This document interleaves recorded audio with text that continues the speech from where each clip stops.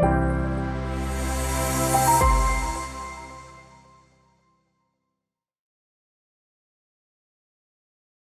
was thinking about starting this off with a story for all of you, but then I figured you're probably all wondering, what is this whole setup here? Before I get to this setup, let me introduce to you our first panelist. Our first panelist, some of you may know her already from the New Paltz Rotary. You also know her as the co-founder to One Epic Place, and from your New Paltz Rotary, please welcome Nicole.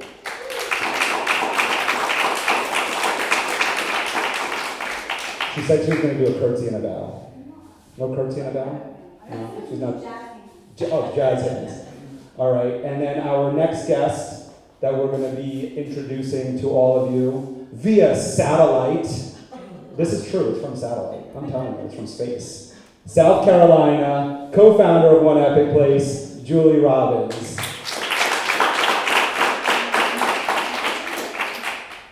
All right, Julie, this is your... That's your sound check right there. We wanted to make sure we could hear you. So Julie is a part of the show, joining us from South Carolina.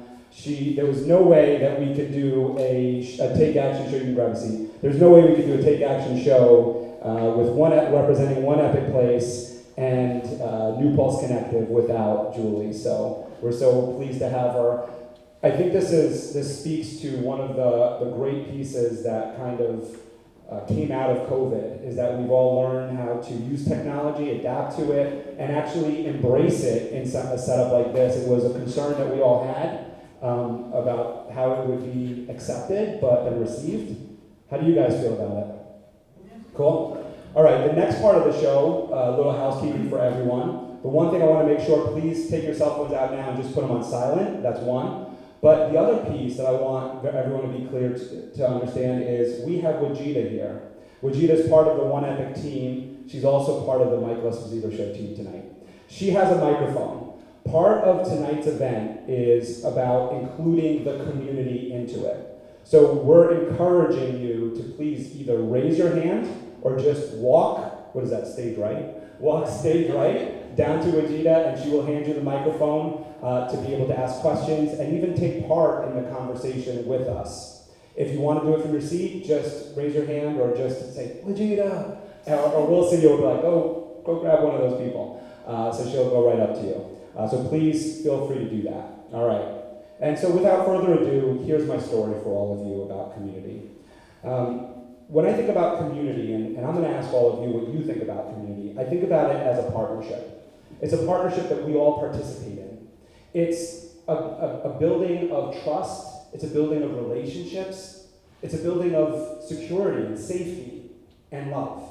And here's the story. I have two for you that I'm going to share. One that I'll be very brief about, and it has to do with support. I met somebody about 15 years ago. His name's John Anthony. And I met him through friends. We became friends along the years, but more acquaintances than friends. We would see each other. We weren't always like the hangout buddies kind of people. He was working on drafting a plan to open up a brewery, and I was drafting a plan to start a family. We kind of went our separate ways, and years passed between us. And recently, there was a networking event, and it so happened that it was at his brewery. So I reached out to him, and he texted me back, and he said, I sold the brewery, I live in Alaska now. Without skipping a beat, I was excited for him. And I texted him back, that's awesome, I can't wait to hear the story. And then he ghosted me for the next day. So I was like, what gives, John Anthony? So I go to the brewery, and it's a networking event, and I speak to some of the people there, and I say, yeah, my friend used to own this brewery, John Anthony. And they go, he still does. And I was like, okay. So I went and found him and had a great conversation with him. And from that, one of the things I shared with him was, he said, I can't believe you fell for that. And by the way, it would have been 3 a.m. when you texted me, and I texted you right back. And I said, I was just so happy for you. You know, I was just so happy for you. I knew how hard you worked on the brewery. And I knew that there was no way that you were going to sell it for less than what it deserves to, its value. And so I was just so happy for you. So that's one side of the story. The other side of the story was I also knew some of the experiences he had on the financial end of different loans and investors and everything. And so I said, hey, it's been a while, but could we catch up? I have some questions for you about my business. He said, sure. Put some time on the calendar. We met this week, and we spent about 2 hours together at his brewery while work was going on, devoted to me, devoted to my questions, devoted to how he can help me, who he can introduce me to, and how he can support me. So that's one story. The other story is about love and community. Recently, how many of you went trick-or-treating or ever have been trick-or-treating? A couple hands, right? I know that some people don't celebrate the holiday, and that's okay, but here's the piece to it about love and community. Recently, we just went trick-or-treating with the family, and we were in Highland Hills. And it's a really nice little community in Highland. And going out there, you see all the families walking around. And the things that I noticed were, I recognized so many of the faces. I recognized them from networking events. I recognized them from sports, from after-school activities. I recognized them from all sorts of places, from just seeing them at Hannaford. And we're all waving hello and saying hi and smiles on faces, right? But the thing that stood out to me the most was when a car would come as it got dark. When a car would come, how all the parents, no matter whose children it was looking out for the other kids, was stepping in front of the car, making sure they knew that kids were crossing.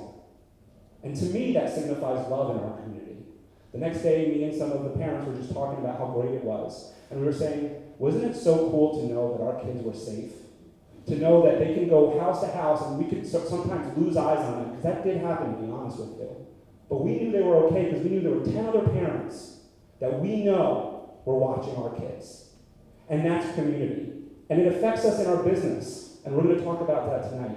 How community is not just about growing revenue, but it's also about spreading love and being a part of something big. And something big is something that Nicole and Julie created with the new Paltz Connective. And we're going to talk more about that and how that's going to impact your businesses. So that being said, now I'll pass the mic on. All right, I'm going to open the questions up for everyone. I'm going to kind of share some of the questions so that it can get something percolated in your minds of maybe the questions you might have, the thoughts that you might have, and also to help Nicole and Julie be able to start participating. And we're going to always allow a little time for Julie to be able to answer, so you might see some or hear some awkward pauses.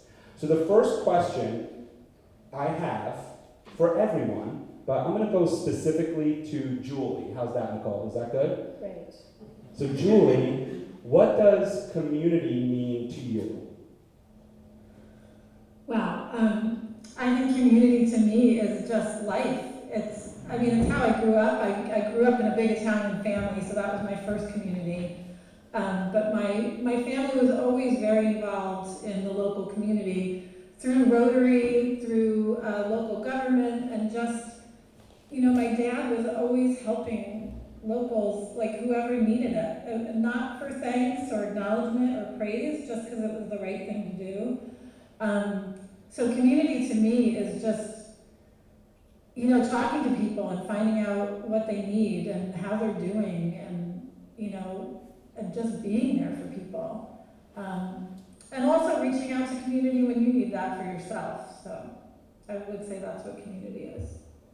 Cool, and Julie has a great story. Julie, if you're ready to share it, about her father who had owned a restaurant locally, and I'll just say the ice machine.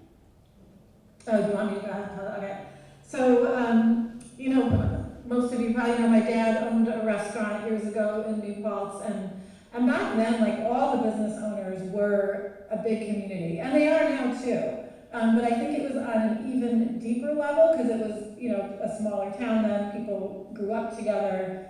But it was Mother's Day at my dad's restaurant, which is always a full house. The place is packed. All the waitresses, waiters, and servers, everyone's going crazy. And my dad pulls me aside. He's like, stop what you're doing. Gordy down at the locust tree, his ice machine broke, and we need to bring him ice. So we are in the midst of like chaos, but he asked me to stop what I'm doing to go help somebody else. And that's what it was like. And that's how Nicole and I kind of run our business. Like it means everything to us to be able to help other people with whatever it is that they need. And I really learned that from my dad, so. Cool, and what about you, Nicole? What does community mean to you? Well, I think it means a lot of different things, but okay, is that better? Yes. Okay. It's something that we have in common that brings us together, and that could be just circumstance. It could be an intention or something we're passionate about. And I think, well, I know this is probably the next question, so I'm going to jump ahead, but maybe the unity part is what, gives the intention behind it. And I think it's really important to ask the why. Like, why are we brought together? What do we have in common? What are we sharing? How are we supporting each other? How do we show up for each other? And so supporting each other and being together in a meaningful way with intention, that's what it means to me. Yeah, I think, and with intention too. And also, another thing that you guys talk about that I think is really important with community is the participation piece. Is that it's all up to us to participate. So by everyone attending tonight, you're participating in the community. I'd like to kind of bring the question to all of you and maybe your thoughts on the subject of what community means to you, or any stories that you have that you would like to share. Carol. So Regina will give you the mic. And just keep, yeah. Thank you. My voice is a little scratchy. So. My story starts about 7 years ago, when through an email, we got an invitation to attend a seminar at one of the major financial institutions in Manhattan, because I knew one of the speakers, who was a doctor who was very ADHD. And the senior management at UBS brought in 3 very ADHD, very successful men who ran their own businesses. And it was at that point that I self-diagnosed myself with ADD. That was 7 years ago. For 3 years, I didn't breathe a word. I joined a coaching group out of London, and they were here, soliciting people and expanding their reach. And the person who ran the group said, "But this is your unique skill." And that was 4 years ago. It took her 2 years beating on me to say, "But you really have to talk about it." And I resisted.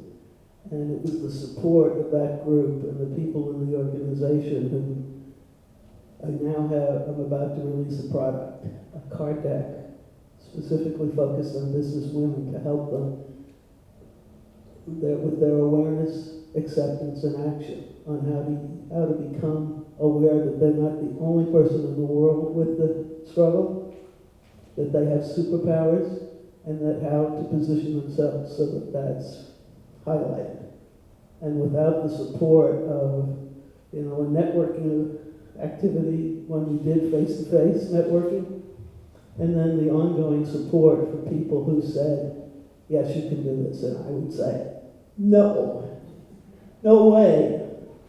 And I'm going to release the card deck internationally.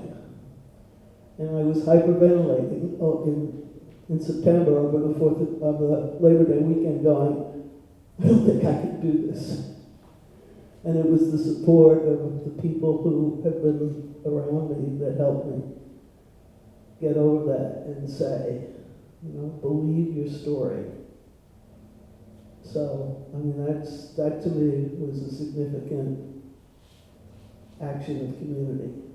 A lot of people, some who I'd never met face to face, a lot of it's only been on Zoom.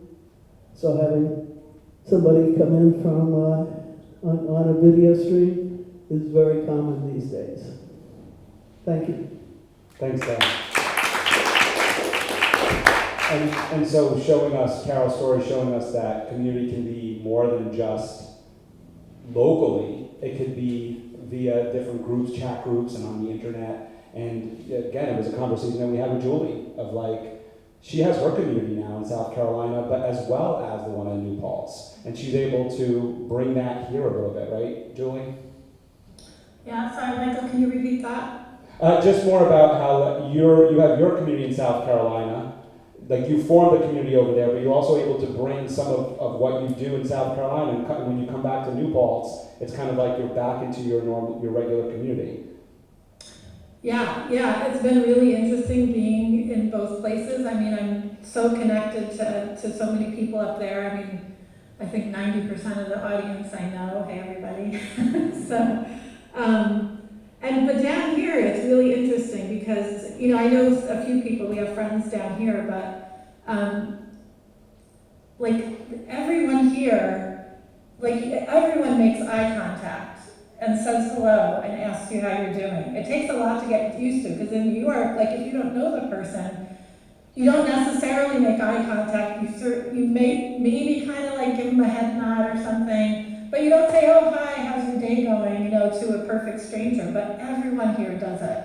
And if you don't do it, it's kind of not normal, right? And so that's been like a real eye-opener of just how much more open people are and willing to like just make that 2-second connection with a person. So just, you know, bringing that back to New Paltz, and how can we be more open that way? Just not with the people that we know. I feel like with the people we know, we are that way, but with the people we don't know. And just making that effort to make eye contact and say hello. I saw a hand go up before. Thanks, Julie. Skip. And if you want, you can also come up front to speak in front of everyone too, but you can do it from your seat too if you're comfortable. So the weird thing that came up for me when I heard community was Facebook groups. You know, love Facebook or hate Facebook, but the way I've been using it for the last year or so, the main thread I rarely interact or engage with. But I'm in like 10 groups, you know, 12 groups of specific interests. And they're all communities, you know, and I think we have a community here that we live in, but there's like micro communities all in everything, right? And so I think we have to look at how we define community and where we get our community interaction from, because it comes from all over. You know, when I do some of my programs on communication, I ask people to look at their sphere of influence, up, down, and all around. And every community that we're in is a sphere of influence. We influence it, it influences us. And if some of our communities are not influencing us in a positive way, we should be reevaluating that. Right? When a Facebook group starts becoming ineffective or not providing value, it's time to unjoin and move out. So I think that's sort of what came up for me when I thought about community. We could probably all be better at sort of unjoining communities that no longer serve us. And we stay in them just, well, because, whatever, right? So that's just what came up for me. Cool, thanks, Skip.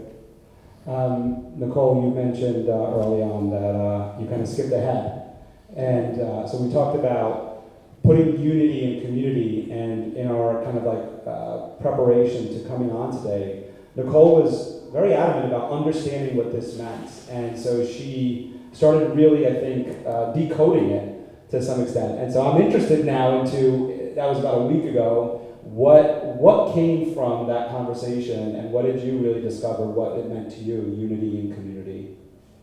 Well, I think the difference is community can be just circumstantial, like you were saying, we're all here, so we're by default, we're community, but the unity part is the intention part, and really making a conscious choice to participate and how to participate, you know, whether it's to be an inspiration or support or, you know, tough love, like Carol was saying. Like sometimes you just need a kick in the ass, and sometimes you need to ask for help and reach out to your community. And I think that's what unifies us.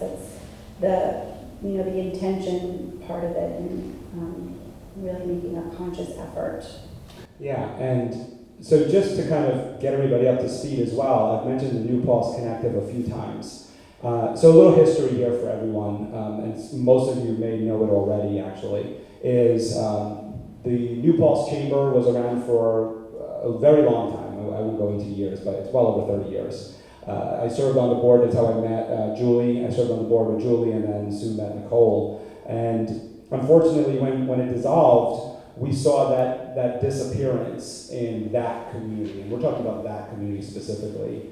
And Nicole and Julie were very savvy to figuring out what was needed. They operate a co-working space, and so they hear what's going on in the community on a very regular basis. They also frequent the downtown area and go into the brick and mortars and ask questions as to what is it that we can do for you? How can we serve you? What can we do better for you? And it was like unanimous in that they all said, we missed the chamber.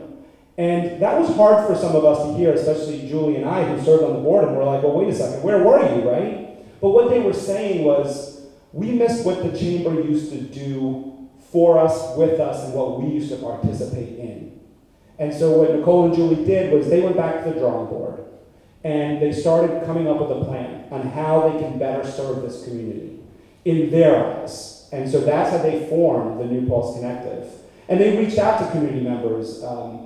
Katie's one of them, Tom's one of them, myself, and many others of you, some of you in the room as well, are some of the community members that they reached out to really form the new Paltz Connective. And so I want to kind of give you guys a little bit of that background as to what we're talking about is also helping them look for ways to improve it.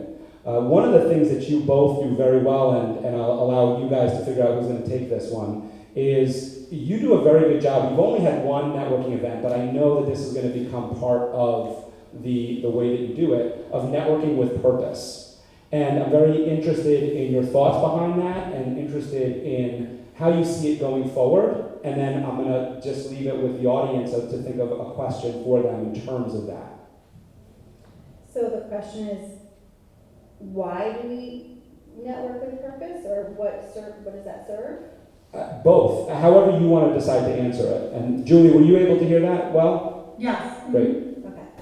I think it's, when we network, right, there's different reasons we all want to network with, whether it's to grow our business or stay connected, but I think what connects us isn't, what you do for a living or what product you have to offer. It's who you are as a person, why you started the business that you're in, what you're passionate about. I think that's what we're attracted to when we're looking to connect or collaborate with somebody. And in order to know that, you have to peel back the layers, and you have to get to know that person on a deeper level. So it's not just about exchanging business cards and what you do for a living, but it's, why are you doing what you're doing? And, what are you looking for in a connection? And in order to do that, you really have to have purpose and peel back the layers. And, we do fun getting to know you exercises that aren't just about an elevator pitch. And,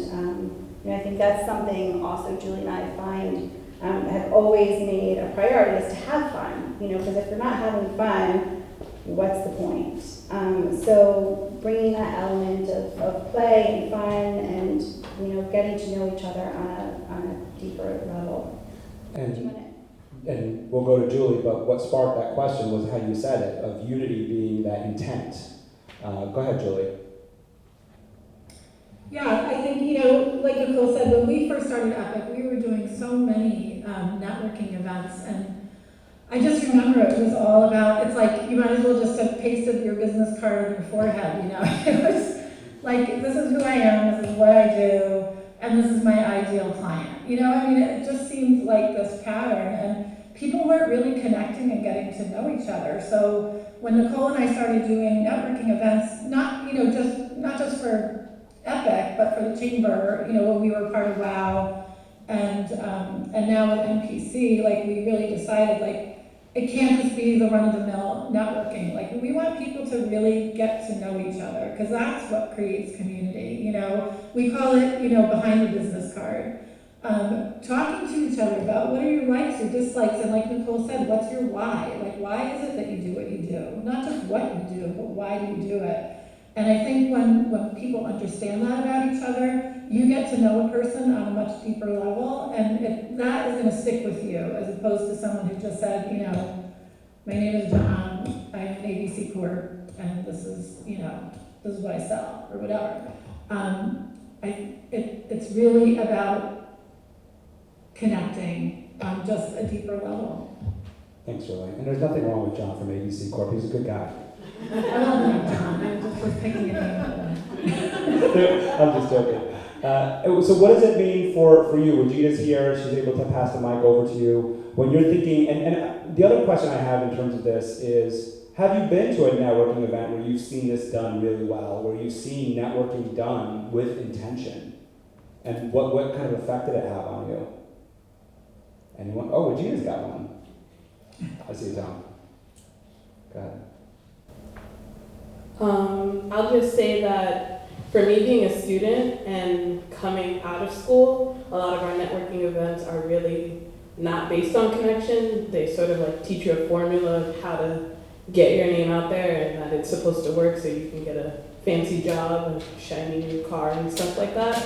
But it's not really realistic. So I think that what kept me coming back to Epic was the connection part, that even though I'm in a room full of people who are doing their thing, even though I don't know what I'm doing necessarily, that I can connect with them and still network and have a place, because that's not really common among networking events, and just in a room full of people that sometimes can make you feel small. Like, you guys don't make, at least in my opinion, make me feel small. And that's like a place to come to be confident and to learn new things. Cool, thank you. And I saw Tom's hand go up. Michael, can I speak to that for a second? Yeah, go ahead. Tom, we'll go right after Julie. You know, Vegeta said that, you know, she's been with us since she was an intern at SUNY New Paltz. And it actually, having interns from SUNY New Paltz was part of what helped us develop the way we do networking now, or create community, because we had, you know, a lot of interns at different times, and we realized that they really struggled with connecting to the local community, right? They didn't know where to start, what to say. They felt out of place. Like you said, Vegeta, they kind of felt small, like they didn't belong or something. So we started bringing our interns to different events that we would go to. And I just remember this one time we were up at Mohawk at a luncheon event, and the president of Salisbury Bank was there. And one of our interns, at the end of the lunch, spent like a half an hour talking to the president of the bank. And afterwards, he was so grateful, because he's like, I never would have done that on my own. You know, I never would have even come here. So the reason I wanted to bring that up is, you know, because most of you who are here do create community and are involved and part of things. But I would say reach out to people who don't have that same confidence to be able to do that. Invite them to things that you're going to. Find out like what their interests are and what they need. And help connect them with other people, and that also is part of creating community. So thanks, Vegeta, for bringing that up. Cool, thanks, Julie. Tom, master networker. I don't know about that, but I don't think the problem is that people don't network with intention. I think they network with the wrong intention. And what I mean by that is, I think a lot of people go into networking situations looking around the room, looking for opportunities to grow their business. And so what they don't see are other people. What they do see are potential customers, potential clients, potential data points on their P&L, right? They don't see other people. And so they're not actually there to do the right thing with the right intention, which is to build relationships. They're there with a misguided intention of trying to grow their business first. And that should actually be like a secondary or even tertiary goal. The initial goal when you walk into a networking situation should be to build relationships, to get to know the people there first and foremost. And then secondarily, let those relationships lead to growth in your business, right? And expansion over time.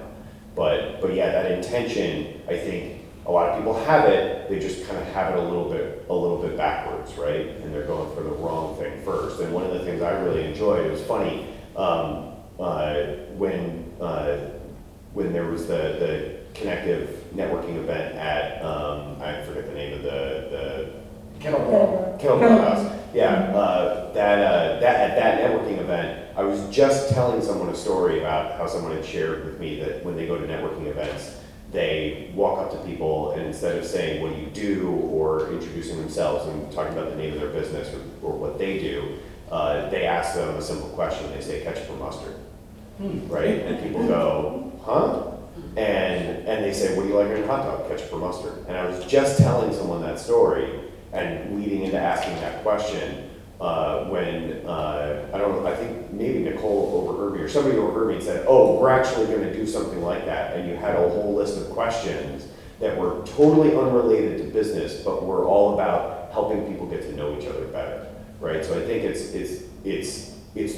about doing it with the right intention, right? I think a lot of people do it with intention, they just kind of get those messages a little bit mixed. But that was my thought. Cool, thanks, Tom. So Tom, is it ketchup or mustard? I mean, I'm a New Yorker and I'm more than 12 years old, so it's mustard. Can I add to that? So, and I think, Tom, it's, a good point, and that's why I think the New Paltz community is so strong, because we are very like-minded in that. I think we all have the intention of wanting to get to know each other. So it's a great community to be able to do that, and with the right guidance and structure, I think, I think we're doing it. Yeah, you guys are doing a good job at it. What Tom was talking to is they actually had a big board, call it a whiteboard. It wasn't, and it had all these types of questions, these open-ended questions. And part of what they did, the exercise, was to break into groups, and to groups of people that you don't know, to try to find people that you don't know, and to ask these questions and go through them. What was interesting that I found was that I ended up in a group, and I kind of went off the beaten path a little bit, of course, as I typically do. And the person brought me back to the question.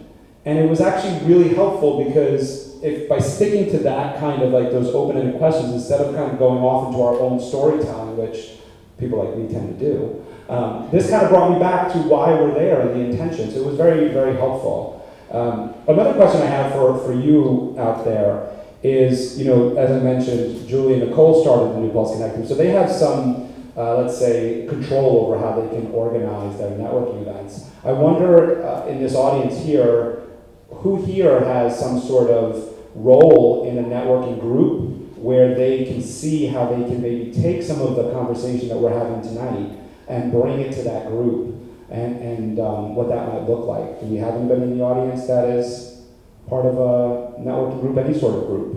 Community group, action? No? New Paltz Rotary? Yeah, I mean, we have, 40 members roughly. And it's interesting as you're talking about that, because just because we're all in Rotary doesn't mean that we're all united or all that we know each other necessarily.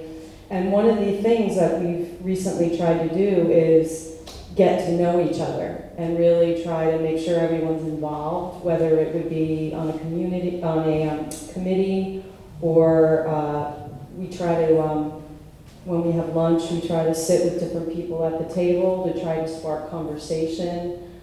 Sometimes there's a topic or a question that gets put on the table to try to discuss that has nothing to do with our agenda for the day. It's just like, as you're saying, just trying to get people to get to know each other on a personal level, as opposed to just what our Rotary connection is. And I think it's really brought us together. I think we're really effective, and we're really trying to make it a little more personal. Cool, thank you. I'll put the question a little bit differently too, and maybe in your business, who here, and I know some of you are here, it has a role in their business where they can see how they can maybe use some of these tools in their business to bring that work-life community together. Dee, I'm kind of looking at you. Honestly, there's 4 of us in our office. Oh, Hang on. loud enough without the... Oh no, we need it for the it's for the recording. Honestly, there's 4 of us in the office. 3 of us are related. The 4th one's been with us for 8 years, so we have a pretty tight community at this point. Well, so family, right? So what are the elements in family that we can learn from, that we could bring into our community, that you see in your office? There's always some tension that you gotta kind of work through. It is family, you know how that goes. But there's also a sense of love, caring. I think that's the biggest thing, the caring, because now you get a different level, you know, you're not just working, you're working for your family, you're close-knit. And Lisa, who's been there with us 8 years, is as much family as the rest of them. Thank you, and thank you for getting right on the spot there. I should have started with ketchup or mustard. I'll share a quick story with all of you, and it has to do with some of what Tom said there. So when I first learned how to network in going out, it was literally go out and get as many business cards out and receive as many business cards as I possibly can. I started following a different way. I started learning about networking from others. And eventually I started looking at it completely differently in the way that Tom spoke about it in terms of a relationship. And so here's the story, is that I started looking at it as a relationship, and rather than getting as many business cards as I could, I started going to networking events and meeting people and actually just getting to know them for whatever it was. Just, you seem like a cool person, let's have a conversation. And so I did that with this one person, and we ended up talking for an hour or two. At the next networking event, same thing kind of happened. He then invited me out to the bar, went out to the bar with him, had a few drinks, had a good time. We all went home safely, thankfully, and continued again in the networking space. Never really bringing up the facts of my insurance sales or what I can do to better his business in terms of insurance, and he never bringing up how he can better my business in terms of what he did. And then one day I got a call from him. And it was, hey Michael, I have a challenge for you. And this challenge is I'm trying to place insurance, and currently my carrier can't do it for me. And so I figured from what I've gotten to know about you, you're one of those people that if someone says you can't do it, you're gonna find a way to do it. And so I did. And that person is Tom. Tom and I met, you remember that, Tom? Yep. We met, and that's the story. We got to know each other on a personal level first. And it wasn't until years later, I think it was close to 2 years, that I got that call from him. And from there, the relationship continued. And we could speak to so many of those. But what that taught me is that when you're networking with that purpose of building a relationship, it's very interesting, because why are we networking? Why are we part of the community? It's not to sell our goods. It's for a warm lead, right? So what's a warm lead? A warm lead is a family member. A warm lead is a community member. A warm lead is somebody who's gotten to know you on a personal level. So when we kind of shift that, then it actually works that way, and we have to allow it time. As I go off on these tangents here, I apologize. I want to go back to the new Paltz Connective and bring Julie and Nicole back into the conversation of what are you doing in the new Paltz Connective now to encourage this relationship building, and what can we start expecting to see from the new Paltz Connective as we're moving forward?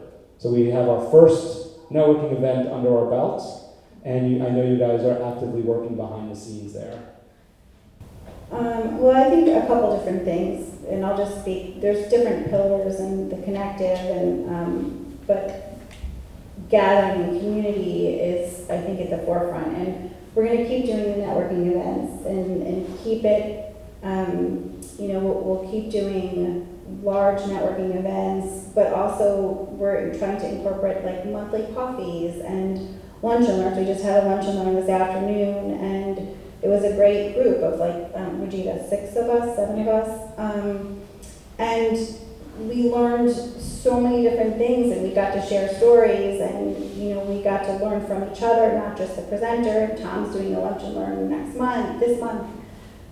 So we're going to keep doing events, and these are coming about because people are saying, hey, could you share, how to be a better marketer, or how do we navigate retirement in these uncertain times? So these questions came to us, and we're like, all right, well, let's figure out how we can bring this to the community. So it really is dependent on you guys. Like, what's going to come next is what you asked for. So we'll keep doing events, and we'll keep bringing new things. And another thing that Julie and I talked about is a mentorship program. We really want to bring people together, like you and Tom developed a relationship and it was just one-on-one for how long until that relationship grew. So we love to be able to bring people together to connect on a deeper level like that and help facilitate those connections. So those are just some things that we're talking about. Cool. And Julie? Yeah, I think, hands down, one of the things when Nicole and I, the several times we've gone out and talked to business owners, is with the Chamber gone, people had this fear of like, well, who do I go to? And we're like, well, for what? And they're like, well, just if I have a question or support or, being a business owner is not for the faint of heart, right? and you need your community, you need that support, and not everybody knows how to ask for it. So I think, sorry, I'm jumping around a little bit because there's a lot of pieces to this, but I think first and foremost, it's about slowing down. Nicole and I had to slow down because a lot of times we're doing 10 things at once and just say, you know what, we're just going to devote today to just going around and talking to people and spending the time to really listen to what they have to say and what their concerns are. So like Nicole said, what you're going to see from NPC is really going to be a reflection of those conversations and other conversations that we have with people, and just really taking the time to listen and to know, what you need, what everyone needs. I mean, a lot of people here tonight are people who help other people, right? You guys are awesome. You do so many things in the community and you're always helping others. How do you help yourself? Right? Like what do you guys need? I think that's Just I ask think yourself. Julie's asking you, what do you guys need? Anybody have anything that they're looking for that they wish they can have in their community or in their networking groups? You're part of the show, people. Julie, why don't you then answer for some of them and maybe help them in some of the things that you heard people say that they need? Yeah, I think one of the things we heard a lot of people say is who's going to represent the business owners, like, whether it comes to local government or, finding out what's going on in state government, how it affects businesses, like who's advocating for local business. That was one of the things that came up. But a lot of it had to do with support. There's a lot of new business owners in the area, and they're new, not just new business owners, but they're new to business, to running a business. So I think just offering that support, like Nicole said, we really are interested in starting a mentorship program. And that can be from somebody who's just starting a business to a CEO. I mean, CEOs need support too. Just because they're at a different level doesn't mean they don't need support, and everything in between. And I think, there's all different types of mentors. We think of a mentor as maybe somebody who's up at a different level than we are, but there's also peer mentorship. Someone who's right at your level, who you can share stories with and share successes with and be able to talk about things. So again, I really, because I'm one of those people too, I always want to help other people, but I have a really hard time asking for help for myself. And I would imagine some of you do too. So, really just start thinking about where do I need help, and showing that vulnerability to others is not a weakness. I think it's a strength. And if you can be vulnerable with other people, that also creates deep connection. I know we're using the word networking a lot. Networking is part of community, but it's just a part of community. It's not all of community. And just really taking the time to talk to others, but really listen to others as well, and listen to yourself and what you need. I'm glad you brought it back to that connection and to community, because you're right, we did go off on this a lot. But something that you had said earlier, Julie, was what you notice in the South Carolina area is that there's a lot of eye contact being made. And I'm interested in all of you. I know we have a shy audience tonight, but if this comes to mind, but Nicole and Julie will respond.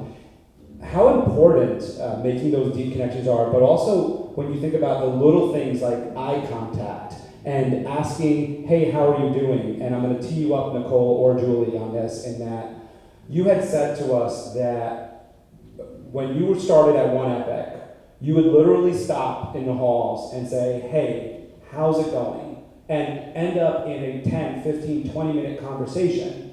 And then recently that kind of took a back seat for a little while for obvious reasons of being busy and life just moving on and going in different paths.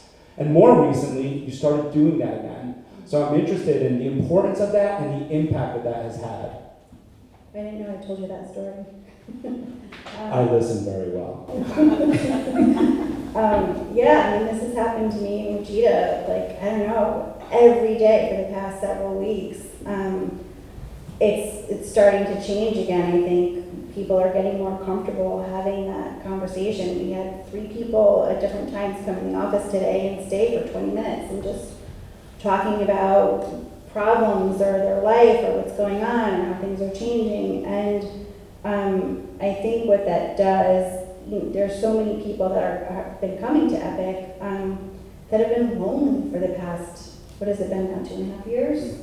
And kind of like re-getting their footing again on how to have those connections. And for us too, I just, every day I leave the business hub and I say, good night, evening, and they say good night. And one day I was just like, how are you doing? That was the story. And it turned into a half-an-hour conversation. And, we were both really vulnerable and there were tears and there was connection. And I was like, oh my gosh, I'm going through the same thing. And so we had such a meaningful connection. And I think I really helped her and she helped me and, gain perspective and support. And now every day for the past 2 weeks, we're checking in with each other. Like, how is that going? How are you doing?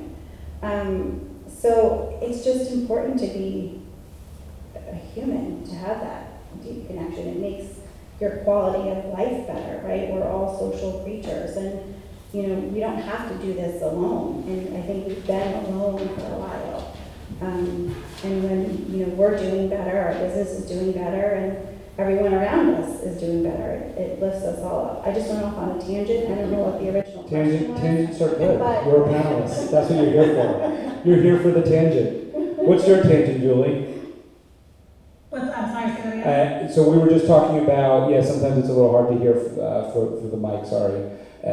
We were just, Nicole was just talking about the story of at One Epic and asking people how they're doing. And my question, what sparked that conversation is, the question was around the importance of the eye contact, the importance of the little things such as, how are you doing? And how that has impacted your community. Yeah, I will say, being down here, don't get me wrong, I love the beach life.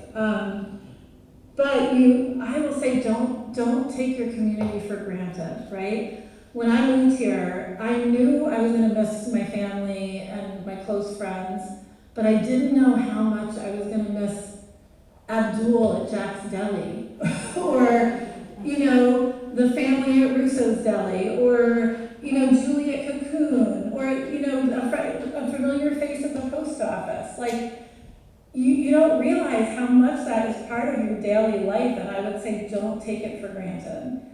Take those couple extra minutes. We're all so busy in our day. And again, like I said before, I would just slow down and just take a couple minutes to, tell those people, like, now young people say, I appreciate you, which I really love that saying. Instead of just saying, like, thanks or goodbye, we're like, hey, I appreciate you. Letting those people know that you appreciate them and that, you want them to have a great day, and just spending that extra time I think is really important. Do you both, this is to both of you, do you see a difference in your co-working space now that you've kind of re-engaged with your co-working community?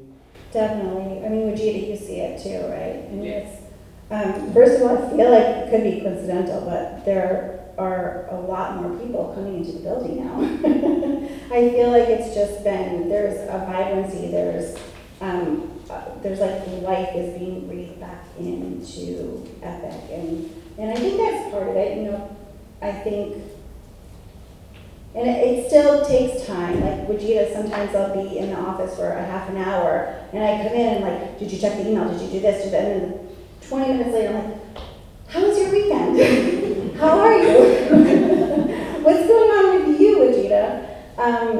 I think that it's not just us, like everyone around us is doing that. People are knocking on the door of the office more, and I'm like, can I help you? And they're like, no, I just wanted to say hi, just wanted to talk.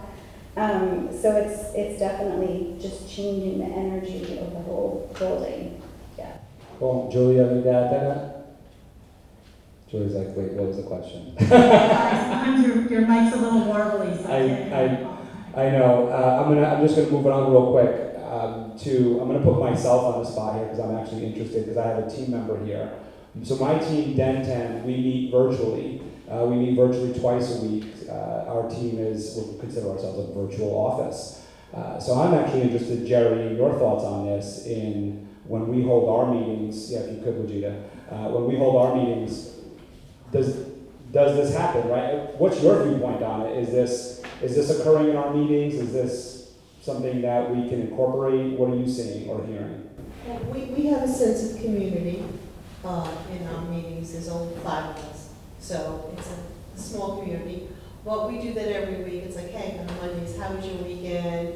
You know, what's going on? And sometimes people want to hear it, sometimes they don't. So we try and make it short. Sorry, that's me.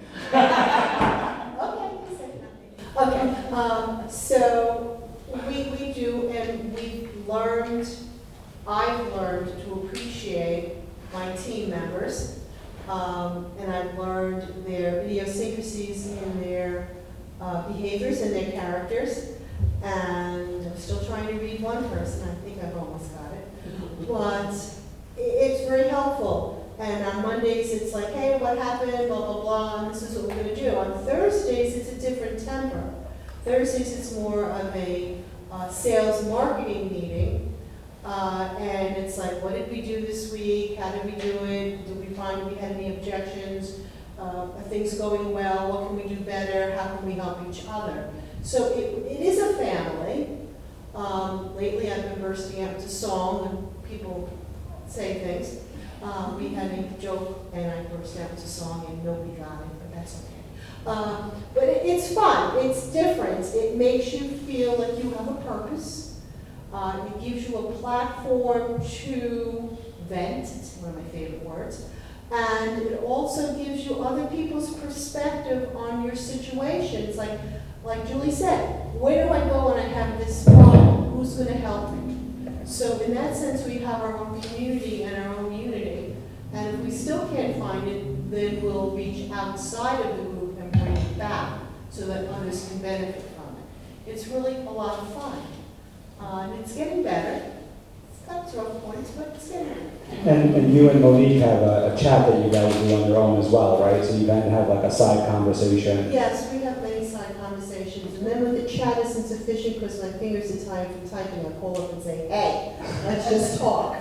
You know, we spend about a half an hour a day on the phone just chatting back and forth, working through problems and finding out what's going on and consoling each other to a large extent. But yeah, it's become really nice, and I really like it. Not so much Jim, he's a loner, but Carolyn and I have a conversation, we text each other, and it works out really well. Cool, thank you. Thank you. I was just interested in how that's going, I guess. Why not put myself on the spot in front of a room full of people while recording and broadcasting on hard media? So we're back to this idea of unity and community, and as we're kind of concluding this, I'm just, again, interested in, and you don't have to respond to this, but I'm just interested in the idea of how can you bring this back to your communities? And what do your communities look like? Because as we've heard, they look different to everyone. They're a community in South Carolina, they're a community on Facebook, they're a community, where was that community, that ADD community? In London. In London, they're overseas. So they're everywhere, and then they're locally. They're locally in your networking groups of the chambers, of the Rotaries, of NPC, New Paltz Connective. So there are all these different communities. And then we have our business communities, of our offices, of where we work, of where we play, of where we live, of our families. So how can we take what we've talked about tonight and bring compassion, bring love, bring trust, bring these values, bring purpose and intent to these communities? And that's kind of like the open-ended question for all of you. If any of you want to, of course, to respond, you can. Maybe Julie or Nicole want to add a little bit to that as we kind of wrap up? No, I think you said it really well. I think the only thing I would add is in looking at, what those communities are, but how you're showing up in them. And, how can you do better? Because we can all do better. And I have to remind myself of that all the time. And I'm lucky to have a team that we remind each other. But how do you want to show up differently or better? And not just offer support, because we love to help, right? We are fulfilling a purpose. When we were little, we wanted to be a doctor to help people. We all want to help, but it feels good to help people. So we're giving a gift by also asking for help. When we need help, what do we need from our community is just as important as what can we give to our community. So that's what I like. Julie? Yeah, everything she said. and really, and show up, just show up, right? I remember years back when I was in karate, and after every karate testing, the head of the dojo would invite everybody back to the dojo for refreshments and to celebrate and whatever. And even though there were hundreds of people at the testing, only a few handfuls of people would show up. And one day he just said, he said, hey, you may not think that you belong there for some reason, or that you're not part of the inner circle, or whatever is going on for you, but he said the way you become part of it is to just show up. We want you there. We want you to be part of what we're doing. And all you have to do is walk in the door. So I guess that's it, is just show up. And the rest will take care of itself. Thanks, Julie. I really like that. And, it go back to participate in your community, do whatever it takes, ask the questions, ask for help, be a community member, support others. I think there's just so much to take away from it, and to be a part of that. I want to now help all of you be a part of this community. And to do that, some of you are regulars here, so I want to, of course, thank you for always showing up and being a part of this community. You can mark your calendars. We show up at the Denizen Theater once a month, first Wednesday of the month. Our next Take Action will take place on December 7th. Same place, same time, different topic, different panel, different talks that we have. Please come take part of it. The other thing is that every Take Action that we do is a donation to another local or global charity. We've given to Forgotten Children of Haiti, which is in Haiti. Well, it's locally, but it gives to Haiti. We've given to the New Paltz, family of New Paltz, that is, now the New Paltz Rotary, and then, of course, the Maya Gold Foundation. And so we're always looking for another charity to partner with, because this is a community that we're trying to also support and uplift. And all that being said, if everyone's okay with it, I would like to take a selfie with all of you. Is that cool? Julie didn't sound perfect. All right, so Nicole, you're gonna get this selfie with us. I thought it silent. Julie's getting punished. She's not in the selfie. Unless we bring the screen. Everybody, throw your hands up! Yay! Oh wow, you look like you're on a screen machine. All right, we would like to, this wraps it up, but we would like to invite you all to come down to Shotzi's. It's right on Main Street here for some appetizers, and you can get a drink if you would like. Thank you, everyone. Thanks for coming. Thanks, Julie.